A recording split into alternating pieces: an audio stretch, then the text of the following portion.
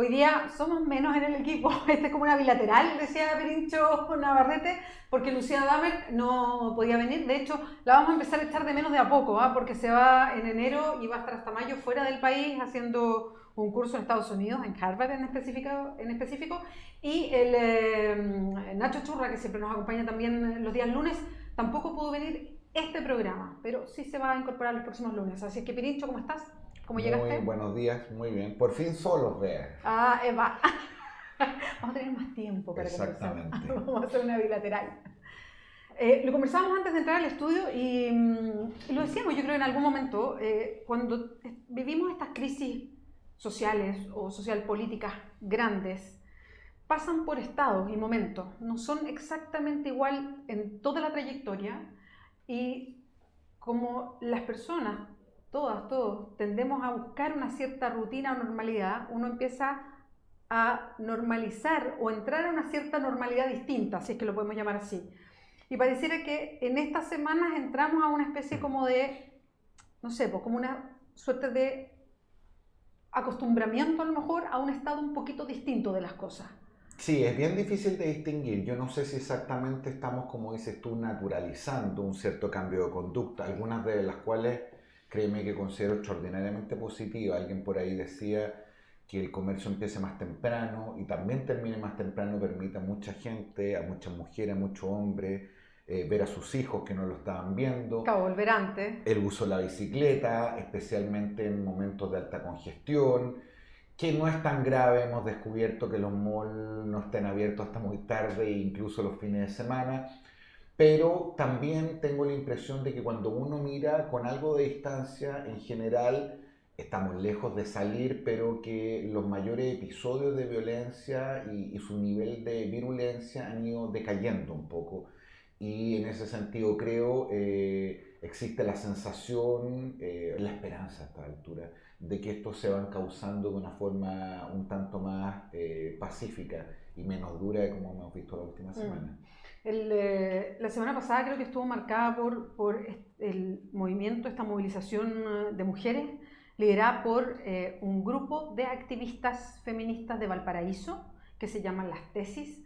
Son 4 mujeres de disciplinas distintas, que hace tiempo que hacen acciones más bien públicas, de arte, que tienen formas distintas, y que crearon esta suerte de himno muy interesante y que hace una conexión, creo yo, entre lo que significa, no sé, pues un país como Chile, principalmente un estado patriarcal, en términos ya más feministas, y la opresión que sentimos las mujeres, si es que hablamos de desigualdad en todos los sentidos. Y el himno se tomó de alguna manera las calles en Santiago y en Chile, completo, también afuera, como una forma también de apoyo a lo que estaba pasando en Chile, y le dio como un cambio, una forma distinta a lo que se estaba viendo en la calle. Fue como una alternativa de movilización, que además se viralizó mucho porque los medios de comunicación lo recogieron, los medios de comunicación formales, digo yo, lo recogieron un poco, se recogió más afuera que dentro del propio país, cosa muy extraña, ¿no? Pero sí caló muy hondo en las mujeres, sobre todo las mujeres más jóvenes. Sí. A mí me pasaron dos cosas. Primero, debo confesarte que se me pusieron hasta los pelos de punta cuando uno no solamente lo veía en Chile, lo veía en Nueva York, lo veía en Sydney, lo veía en Bogotá, lo veía en Lima, ¿Viste lo de México? lo veía en México. Que, no sé, eran Cuando miles y Robert De miles de mujeres. Niro tuitea un video donde se repite este performance en distintos lugares del planeta, es bien impresionante. Y bien impresionante porque la mayoría de las veces, con algunas excepciones muy contadas, seguía siendo en castellano, aunque fueran países de habla Sí, inglesa. Y eso, y lo otro, como dices tú, que yo creo que le dio un giro. sí. Y un giro en el sentido de darle un sentido, de darle una continuidad, de darle una causa, y como suele ser el caso de las mujeres, probablemente con harto más talento, con menos brutalidad de la que habíamos visto en las últimas semanas, y que también contribuyó, creo yo, a pacificar los ánimos en algún cierto sector que no sabía muy bien cómo seguir. Y yo creo que aquí hay una manera de cómo seguir. A los hombres en general nos cuesta, yo debo confesarte, nos cuesta respecto de no solamente empatizar y entender, sino que de cuán responsables somos en nuestras conductas cotidianas. Y una de las cosas que me impresionó a propósito de un estribillo, es la cantidad de mujeres que han empezado a contar Sí. cosas que le ocurrió al interior de su familia, en el colegio, en la universidad, sin necesariamente hacer una denuncia formal, pero amparadas en la solidaridad, en la comunidad, que significa verse reflejadas en otras mujeres, y eso es especialmente liberador, yo creo. Sí, claro, cuando dice que no era su culpa, que ni dónde estaba, Ni cómo ni estaba cómo vestida. vestía. Es bien interesante la historia de cómo surge además la canción, el himno, si tú quieres, el símbolo. Y tiene que ver con un estudio que ellas hacen de algo que hemos hablado varias veces en Chile, pero que es bien mundial, y por eso yo creo que también se contagia, que es cómo las mujeres siempre somos juzgadas nosotras y no el hecho. Creo que lo más presente son los casos de violación judiciales, digamos. Cuando hay un caso de violación, independiente de que finalmente el culpable pueda ser sancionado y encontrado culpable, parte de lo que se discute en la justicia, incluso previamente, desde la policía, la fiscalía, en fin, es el carácter de esa mujer, cómo andaba vestida, dónde estaba, la cantidad de parejas sexuales, como si eso tuviera que ver con la violación en específico. Entonces, y eso tú lo puedes llevar a varios planos distintos. O sea, la mujer, y te lo digo porque esto está estudiado, digamos, no porque solamente yo sea mujer, sino que las mujeres cuando quieren discutir, por ejemplo, políticamente con nosotras, nos atacan a nosotras, no a nuestras ideas políticas. O sea, y esto también está estudiado, cuando quieren decir que tu idea no te gusta, te dicen que tú eres tonta, que tú no sabes, que tienes que estudiar. No que tu idea, o te rebaten tu idea porque la idea no parece, habitualmente hay una discusión más a la mujer por ser que a su propia idea. Es distinta a una discusión política entre hombres, por ejemplo. O sea, hay una forma siempre de afectar a la mujer por ser más que por sus ideas, en general, en la vida. Entonces, el estribillo o la forma de plantear, muchas del concepto central que está en lo que plantean las tesis, me parece que es muy interesante por eso, que es cómo se instala siempre a la mujer como el objeto general de la crítica, más allá de la idea, de cómo está vestida, de lo que hace, de sus elecciones personales, siempre finalmente la responsable. Entonces, como parte, el himno, que es, creo que a mí me provoca mucho escalofrío, cuando dice el Estado es un juez que nos juzga por nacer, creo que tiene total razón. Las mujeres en Chile y en buena parte del mundo, solo porque nacemos mujeres, estamos prejuzgadas desde antes. Sí, una de las cosas que me impresionó es que la primera intuición que tiene uno es que en general la construcción de la letra o lo que hay detrás no es una cuestión muy relevante, y uno piensa más bien tiene que hacerla calzar con el tipo de ritmo, en fin. Y cuando uno la empieza a escuchar, efectivamente, y estribillo por estribillo, frase por frase, se da cuenta que hay una construcción bastante más profunda que yo creo que está en el éxito de esto. Y es como se han sentido interpretadas muchas mujeres que no son ni todas feministas, ni todas mujeres de izquierda tampoco. No, claro. Una de las cosas que constaté esta semana en muchas mujeres, te diría yo incluso algunas de ellas más bien de corte conservador, que han mirado con algo de sospecha y distancia al feminismo, cuán representadas, cuán interpretadas se sentían por lo que habían visto. Y creo que es un tremendo triunfo, porque así como lo conversábamos antes, si hay un objetivo importante del feminismo o la reivindicación de la causa de género, es que esta no tenga necesariamente un color político. Que sea posible que mujeres de derecha y de izquierda, más progresistas, más conservadoras, sientan que hay un elemento común en su condición de mujer, más allá de sus posiciones políticas, y el hecho de adscribir a una cierta mirada ideológica, filosófica, cultural, no la excluye de poder participar, de poder sentirse interpretada e incluso de poder discutir como mujeres, con códigos de mujeres, en la forma en que lo hacen las mujeres, que como muy bien recuerdas tú es distinto a como en general lo hacemos los hombres, particularmente en el ámbito público y la política, cuyos códigos siguen siendo muy masculinizados. Sí, es cierto. Me acordé mucho de lo que pasó en dictadura con lo que hicieron las mujeres antes de que las cúpulas partidarias, todas lideradas por hombres, se pusieran de acuerdo. Digamos, las mujeres desde antes ya tenían una red de mujeres que salían a marchar, que hacían acciones de arte y acciones muy llamativas, llenas de humor, con otras formas para atraer la atención y ridiculizar un poco estas figuras como muy masculinizadas de Pinochet, la junta militar, en fin, y me pareció que como que hice una suerte de conexión de cómo las mujeres tenemos o miramos las cosas un poquito desde otra perspectiva, de otra manera. Me gustó mucho, por ejemplo, en este caso las tesis lo que hacen es crear algo, pero no se lo adueñan, sino que lo ponen al servicio de las demás. Sí. Ellas lo que hacen es... Eso es muy femenino. Eso es maravilloso, creo que es parte de la esencia del feminismo, y a propósito de lo que decías tú, que yo además creo, yo soy de una corriente del feminismo porque hay muchos feminismos. Sí. Yo no creo en el feminismo de derecha, por ejemplo. Creo que parte importante de la lucha feminista, que es una lucha política, es justamente cuestionar un modelo que nos lleva a una forma de vida. Pero más allá de eso, no entrar ya como más al debate feminista en sí, sino que me parece muy interesante cómo ellas crean algo y lo ponen a disposición o al servicio de algo mayor. No es como, esto es mío y denme los créditos y poco menos que paguen el royalty, digamos, sino que hay una cosa colaborativa, comunitaria, autogestionada, que fluya. De acuerdo. Y me parece que ahí hay algo muy, muy interesante de hacerle la contra a todo lo que estamos criticando hoy día, también.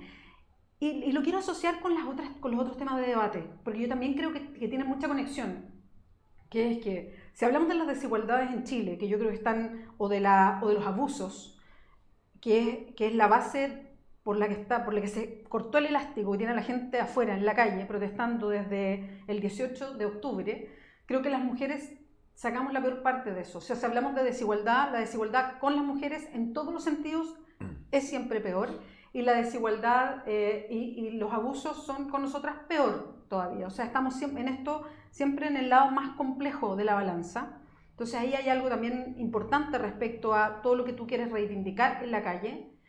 Y hoy día además estamos hablando, si es que focalizamos en una de las vías, o en una de las vías que se está discutiendo políticamente como efecto de la gente en la calle, que es la constituyente, el tema de la paridad, que está en discusión todavía para una asamblea constituyente hoy día.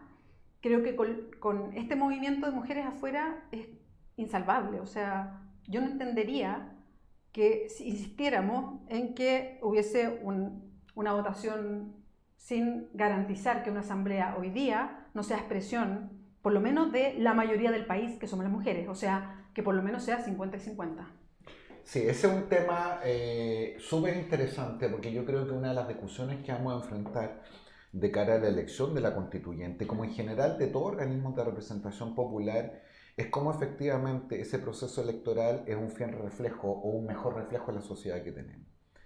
La duda que sin embargo tengo es cuál es el mejor mecanismo para asegurar eso. Porque no cabe la menor duda, y no solamente lo hemos visto con las mujeres, con los jóvenes, con otros segmentos muy importantes de la sociedad, que buena parte de su mayor nivel de vulnerabilidad de cara a la política pública, entre otras cosas, estriba en la escasez de mujeres justamente en el proceso de elaboración de política pública. Absolutamente. Y por razones obvias, en la medida en que están subrepresentadas y sobrerepresentados los hombres, tienden, por razones obvias, a oscurecer, a soslayar, a ensombrecer este tipo de inquietudes que tienen que ver con un porcentaje muy importante de la población, más de la mitad en el caso de las mujeres de Chile, pero que sin embargo no están representadas. La pregunta, sin embargo, es ¿cómo reflejamos eso? Porque una primera alternativa, que yo sé que es propia de lo que ha planteado en general los grupos feministas, es la paridad total de salida. Es decir, que la Asamblea Constituyente, el Congreso, cualquier organismo de representación popular no pueda tener más hombres que mujeres y por lo tanto garantizar un sistema que permita que una vez que tengamos la configuración de las personas que ahí están, tengamos mitad y mitad. Yo creo que eso puede ser una buena solución en el corto plazo, como en algún minuto lo fueron las cuotas, como lo fueron también todos los mecanismos de discriminación inversa. Sin embargo, yo creo que a lo menos teóricamente, uno en alguna parte del camino va a tener que preguntarse cuánto eso también es fiel reflejo del principio de representación popular. Porque podría ocurrir, en un escenario más bien imaginario, que por distintas razones que no tienen necesariamente que ver con la discriminación, un conjunto de mujeres, por ejemplo, optara porque su vocación pública se traduce de otras maneras que no es necesariamente la representación popular. Supongamos que teóricamente en un futuro donde no hubiera niveles de discriminación que impidiera que las mujeres llegaran al Parlamento, el hecho de participar en la política pública como diputado, como sean, como constituyente, fuera un interés más de los hombres que de las mujeres. Mi pregunta, insisto, solamente teórica es, ¿se justificaría entonces una paridad de género? ¿Qué es lo que justifica la paridad? La discriminación que actualmente sufren las mujeres, justamente para romper ciertas barreras de entrada y poder estar, cosa de la cual estamos completamente de acuerdo, o en términos teóricos, el simple hecho de que estén representadas de igual manera que los hombres, más allá de cuáles sean sus vocaciones, intereses Sí. o eso. Lo que pasa es que esa argumentación tiene, creo yo, una trampa en sí misma, entendiendo de fondo la teoría, digamos. El problema, y me ha tocado conversarlo con muchas mujeres a propósito de haber entrado a la política, que es, en el fondo, las mujeres no están en política porque no quieren estar en política o porque se les hace difícil entrar a la política y creen que no quieren entrar a la política. Okay.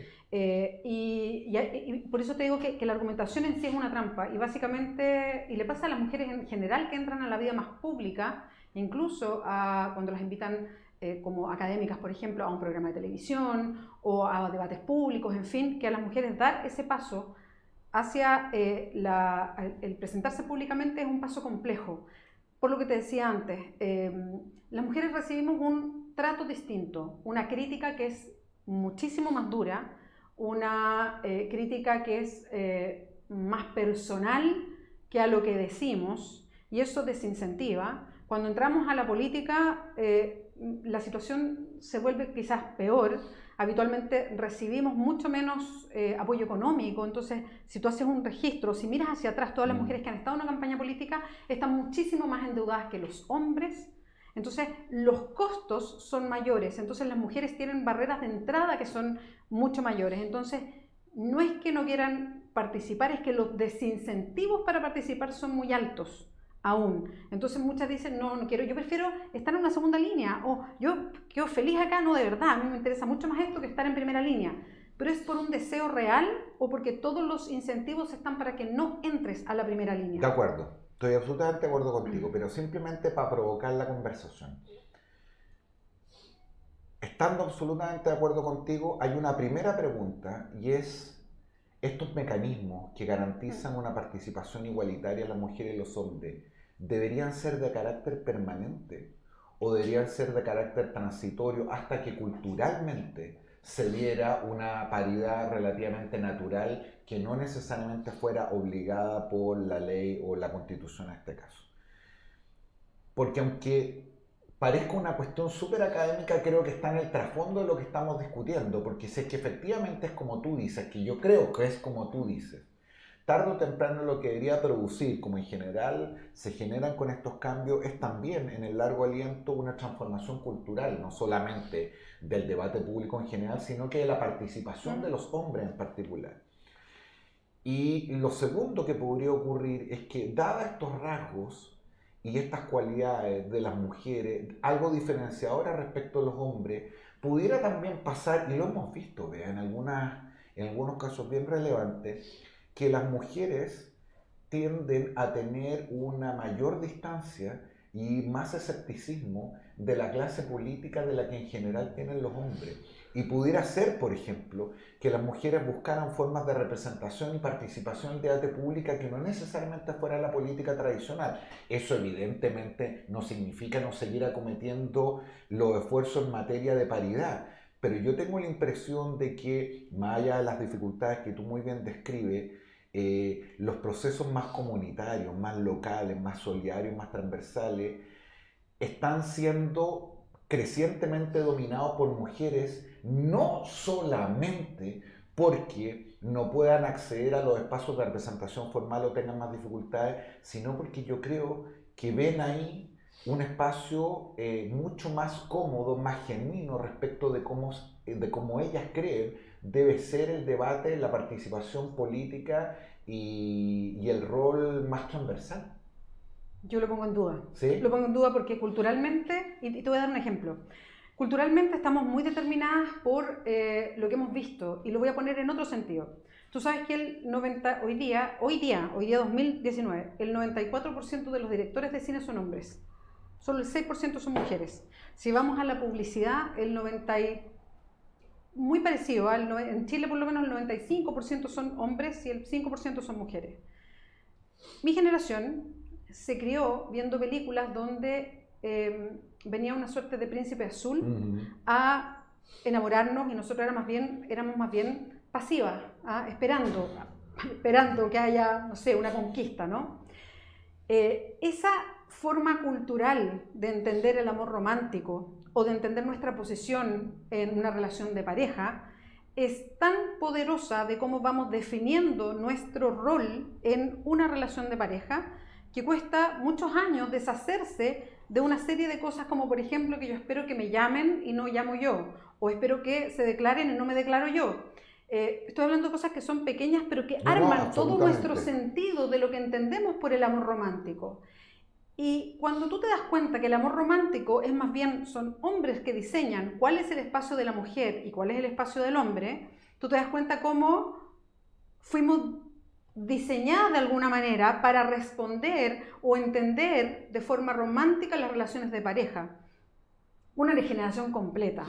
Entonces, cuando nos acercamos y nos aproximamos a ciertos roles donde aquí estamos más cómodas o este realmente es mi vocación, yo me pregunto si realmente es nuestra vocación o es que culturalmente siempre ese ha sido nuestro rol y no nos han mostrado otra cosa o no la hemos ido aprendiendo. Estoy de acuerdo que además está muy incorporado, ¿no? Y también entonces tú dices, bueno, pero por eso es básicamente la vocación.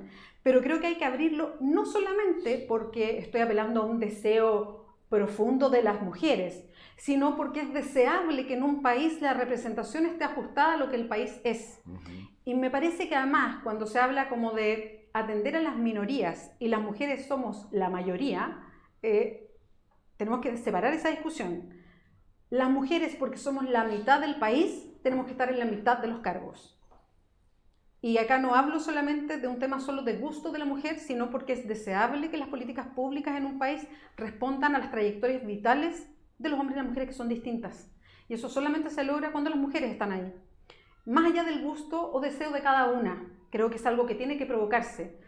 En los países que llevan más paridad, Noruega es el que lleva más paridad, partieron con cuotas para que las mujeres tengan más llegada en el Congreso o en cargos de poder, como partimos acá, y hoy día no son necesarias las cuotas y están casi mitad y mitad permanentemente, algunas veces 55 hasta 60% de mujeres y 40% de hombres, en otras elecciones 60% de hombres, 40% de mujeres, sin necesidad de cuotas. ¿Por qué? Porque culturalmente fueron avanzando hasta que ya no necesitaron las cuotas para que hubiese paridad en ciertos puestos de poder. Pero sí necesitaron las cuotas de entrada, pero después se hace costumbre, cambia generacionalmente. Que es un buen ejemplo. ¿Por qué entonces, pregunto, con la mayor de las humildades, por qué entonces requeriríamos tener cuotas de salida y no perfeccionar y profundizar en las cuotas de entrada? Es decir, si nosotros apostamos a que esto es un proceso de largo aliento, que va a requerir una transformación cultural que, como sabemos, toma su tiempo, ¿qué es lo más efectivo? Lo más efectivo hoy día es insistir o profundizar en los mecanismos que tenemos para que las estructuras tradicionales de intermediación entre el poder formal y los ciudadanos, los partidos y otras organizaciones tengan cuotas de entrada en la presentación de sus candidatos o por el contrario, lo que hemos venido discutiendo en las últimas semanas, si es que en la conformación final de las personas elegidas tenemos un mecanismo de corrección que permita que haya una paridad total entre hombres y mujeres. Sí, yo estoy por el mecanismo de salida, o sea que en la conformación haya paridad total. Y es porque se hizo con cuotas en la última elección parlamentaria, el 2017, y se subió efectivamente. Del 15% se subió al 23,7% de parlamentarias electas, solo porque había cuota en las candidaturas obligatorias, 40-60, y para uno y para otro lado. O sea, no puede haber menos de 40% de un mismo género en la elección. Pero eso no aseguró que fuera 40 o 60 en el resultado, sino 40 o 60 solamente en la propuesta de candidatura. Aunque mejoró significativamente la representación femenina respecto a la última elección. De 15 a 23,7 mejoró, no sé si tan significativamente lejos del 50% que es lo deseable, o del 40%, si es que nos quedamos solamente con la candidatura.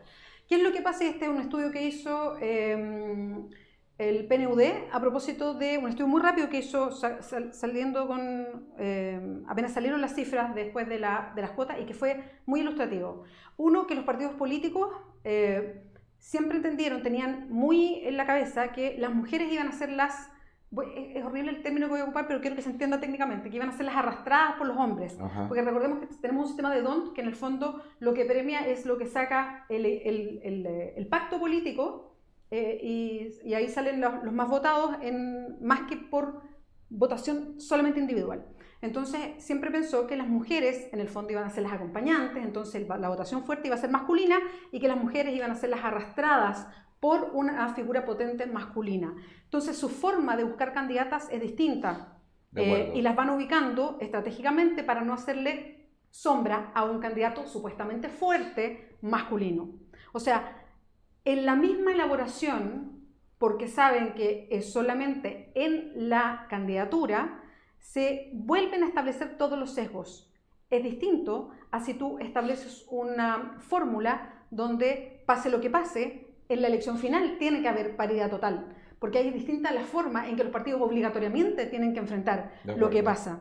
De hecho, es muy curioso porque el estudio marcaba que todos los presidentes de partido, independientes del color político, estaban completamente seguros que las mujeres iban a ser mayoritariamente arrastradas por las figuras potentes masculinas.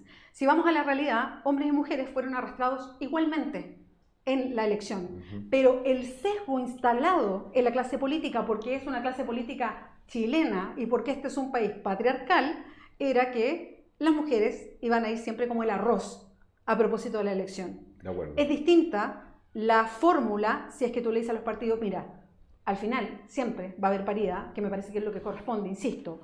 No porque las mujeres todas en masa queramos estar ahí, porque esto también es un patrón cultural, sino porque es deseable para un país justo a la hora de elaboración de políticas públicas. De acuerdo, déjame hacerte solo una pregunta, porque es una duda que tengo súper razonable después de que te escucho. Quizás no la vamos a poder contestar hoy día, pero me tomo tu última frase. ¿Es justo que la representación de un organismo democrático refleje de manera más directa y precisa la realidad que hay en una determinada sociedad? Y eso significa, por ejemplo, que en un país como el nuestro, donde más de la mitad de los electores son mujeres, eso se vea reflejado en el Parlamento. ¿Qué diferencia hay con que, por ejemplo, yo sostuviera aquí que más de la mitad del padrón, estoy pensando en voz alta, tiene menos de 40 años? Y por lo tanto, los jóvenes están enfrentados a dificultades no exactamente las mismas, pero algunas parecidas a las que se plantean respecto a las mujeres, a propósito del financiamiento, de las barreras de entrada y otras.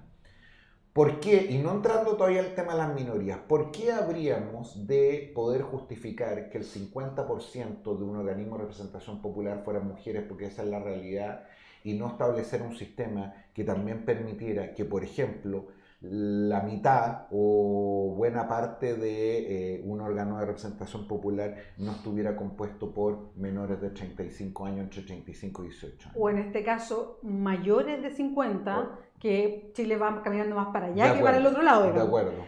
Porque si tú miras la composición de Chile, etariamente, no podrías decir que hay una edad que supere el 50%. O sea, insisto, cuando tú hablas de segmentos... Pero lo que sí podría decir... Cuando tú hablas de segmentos, de grupos de población, hablas de grupos que no representan una mayoría. Cuando hablamos de las mujeres no estamos hablando de una minoría o de un grupo de presión, como le han dicho muchas veces, es que las mujeres son un grupo de presión. No, perdón, las mujeres somos más de la mitad de Chile. Ok, pero por ejemplo, cuando nos quejamos de que en general no tenemos políticas públicas adecuadas para un cierto segmento de la población, especialmente los jóvenes, no estoy hablando de un grupo etario muy grande, estoy hablando entre los 18 y 25 años, todo lo que tiene que ver con políticas de educación, de acceso al trabajo, en fin.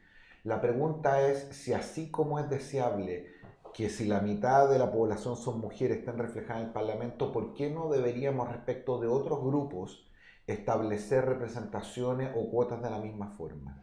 A mí, por ejemplo, en una asamblea constituyente que es distinta a un congreso, a mí me gustaba que hubiese menores de 18 años Me votando. parece que era interesante porque creo que tiene que haber adolescentes también mirando, o un segmento menor a los 18, porque creo que el espíritu de una asamblea constituyente es distinto a lo de un congreso. Tiene que ver con otras cosas. También me hubiese gustado que hubiese adultos mayores también, porque yo creo que hay temas de fondo en un país que está envejeciendo que debería verlo un grupo en específico. Por ejemplo, tal como creo que tiene que haber cuota de pueblos indígenas, que habitualmente no entran en ¿y todo instancias eso no como en el eso. Congreso? El Congreso tiene funciones que son distintas, y cuando tú empiezas a hablar, a establecer cuotas, que no estoy cerrada a las cuotas en casos en específicos, que creo que siempre van en desmedro de cierta población en específico, ojo con eso. Pero creo que lo que tenemos que, más que definir cuotas, insisto, en el caso de la mujer no son cuotas, es la mitad de la población, que está subrepresentada. Por eso, para mí tiene una posición distinta. En el resto de la población, creo que lo que hay que hacer es incentivar la participación en política de personas que no son necesariamente hombres de 50 años con corbata, blancos, heterosexuales, digamos, sino incentivar la participación política para que haya una representación adecuada de la sociedad, más allá de estar poniendo cuotas específicas para sectores específicos, o si no, no sé si lesionaríamos como el espíritu más democrático si vamos dejando cuota para la hiperrepresentación. Es distinto a las mujeres, que somos la mitad de la población y tenemos hoy día un 23% de representación en el Parlamento, un 15% en los municipios, un 12% en las concejalías, y ni siquiera paridad en un ministerio, en los ministerios de gobierno, que no estamos hablando de una minoría, al contrario, es una mayoría que está subrepresentada y que tiene diversas edades, a propósito de los jóvenes o las adultas mayores o las mujeres de edad media como nosotros, Pirincho. De acuerdo. Bueno, esto da para mucho y creo que es muy interesante. Hay varias propuestas, hay una que está girando de las cientistas políticas, ahí está Lucía Damer, y se están conociendo varias propuestas a propósito de lo mismo, de cómo garantizar paridad para las que creemos en eso, en el resultado final de la Asamblea Constituyente, tema que está en debate esta semana. Así es. Bueno, y ya veremos especialmente lo que resuelva esa comisión que se creó, que en los detalles están las cosas fundamentales, así que vaya avanzando con la mayor sabiduría, digo, porque es bien fundamental lo que ahí se resuelva. Pirincho, nos vemos el próximo lunes. Nos vemos el próximo lunes.